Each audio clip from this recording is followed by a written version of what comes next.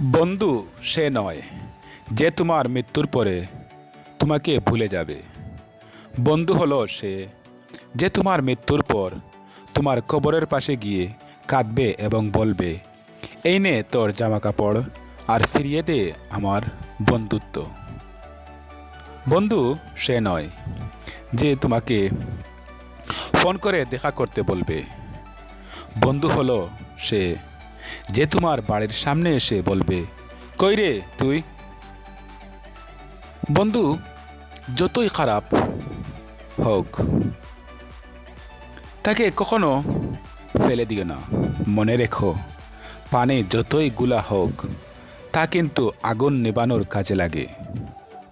ভালোবাসা তৈরি হয় ভালো লাগা থেকে, স্বপ্ন তৈরি হয় কল্পনা থেকে, অনুভব তৈরি হয় অনুভূতি থেকে, আর বন্ধুত্ব তৈরি হয় মনের গভীর থেকে। সেই তোমার সত্যিকার বন্ধু যে তোমার সঙ্গে থাকে, তোমার কল্যাণের জন্য নিজের ক্ষতি করে।